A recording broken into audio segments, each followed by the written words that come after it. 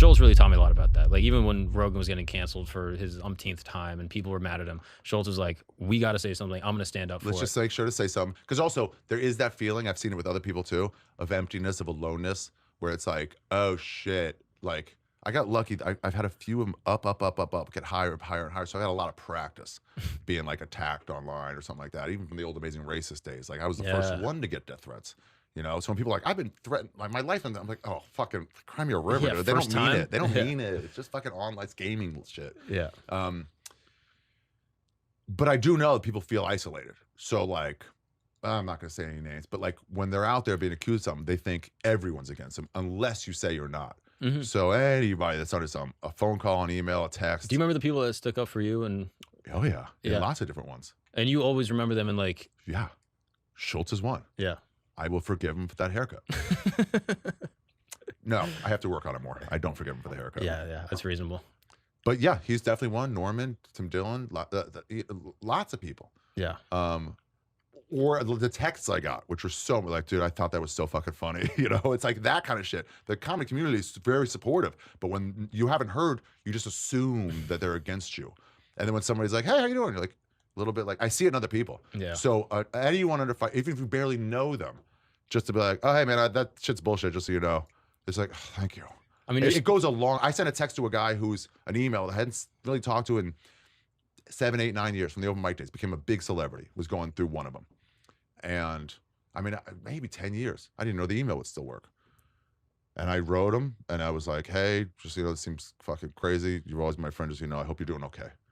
And that alone, I hope you're doing okay, is like, oh, you don't hate me. And he probably wasn't even thinking about it. He wrote back, dude, you have no idea how far this went.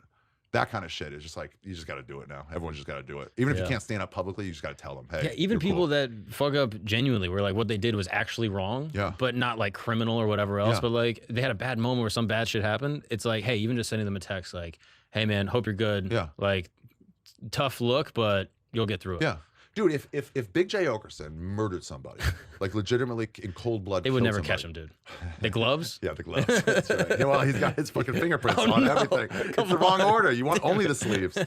If he murders somebody, my first, legitimately, he did it. A bad thing. You know, I'm not selling him. I'm getting him in the trunk of my car. I'm driving him to Mexico. And then when we get there, I'll yell him, like, what the fuck are you doing? But first, I'm going to help my friend.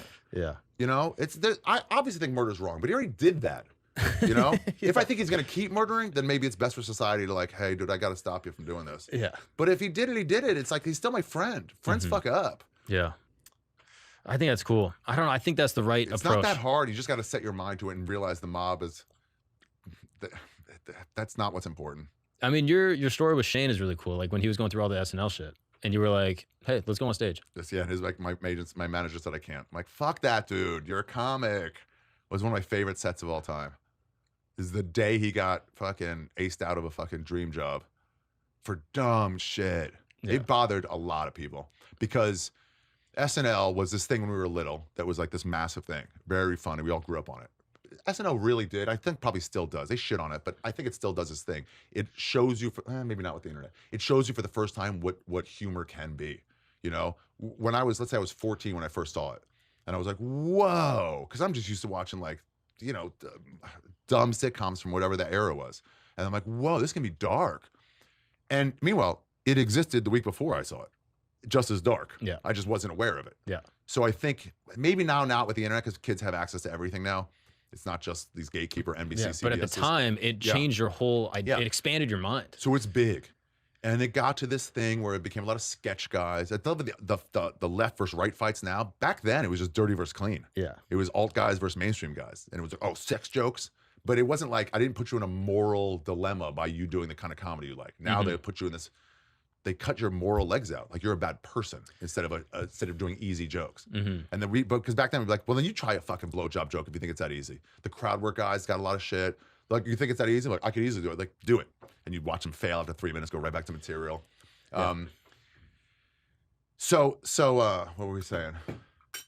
SNL would expand your mind. You could see crazy things. And we finally got a guy, first it was all sketch guys, an occasional stand-up, like Adam stand-up, but that was way before us. They stopped booking stand-ups.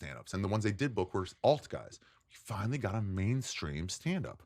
A regular down the middle, no offense by that, down the middle of the road, like dirty, real comic, you know? And we got one on. It was like, hell yes. And then it got taken away. And it was like, that's one of our, it was kind of like when Pesci got killed. It was like, you don't know, it's from a movie. Goodfellas. Yeah. I know the idea. So it was like, no, that's one of our guys. We got one of our guys in. And he got fucking taken. There's a one shot to get one of us in there. And we were all really pissed about it in a selfish way. Not just our friend. I didn't really know Shane that well then. We weren't friends yet. We're friendly, but not, we're friends. We're friends, you know, there's different levels of friends. If they were like, do you know that guy? I'm like, yeah, it's a friend of mine. Versus like, I wouldn't call him to get lunch if I was in his neighborhood. But it was just wrong. And I was like, Shane, you got to come on stage. He's like, I'm not allowed. I was like, Shane, get up here. And we just released on it in a funny way. It was so fun. It was Asian based was the fucking thing with him. But we got a guy in the audience. He goes, hey, there might be bloggers here. And it was like, well, what are you gonna do? You can't be bowed out of them. You got to get back on the horse. Better not be bowed out. And he did the best job of getting back on the horse. Yeah, he didn't stop, didn't slow down. It was a really good example for the rest of us. Like, just get back, just go back to what you're doing. Don't let them guide you. Whenever you see somebody go crazy, it's because they got a little pushback, and then they're starting to do stand up or whatever just against the pushback. And it's like they shouldn't have even chosen. You would be done with this by now if not for the pushback. Yeah. But I was like, let's get it. And we got a guy in the audience, an Asian guy in the audience, to rank the Asians. The order, and it's pretty universal. Japanese #1, and then like people, Japanese are awesome. Yeah, and then it goes all the way down, and there's like Laotians, and then Burmese or whatever, and he tells the difference between jungle Asians and white Asians and whatever. And then we said like a blogger is going to be here, go, and someone from the audience, they're going to leave out that he's Asian. Yeah, someone from the audience ranked to the Asians or whatever. There was a blogger there.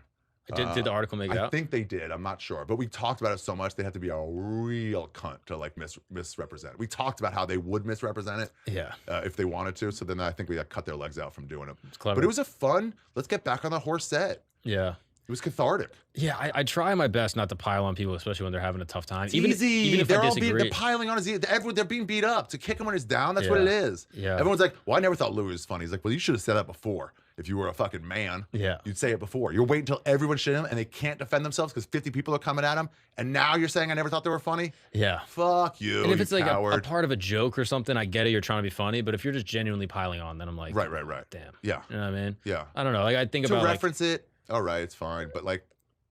But also, like, it's not going to be funny. Yeah. They're going to take it as you piled on. I know this guy's like, that guy wronged me. I'm like, dude, that guy's just making a joke because of the situation. He's not shitting on you. And they're like, fuck him forever. I'm like, they're really emotional. You ever see the Craig Ferguson, Britney Spears thing? That was great.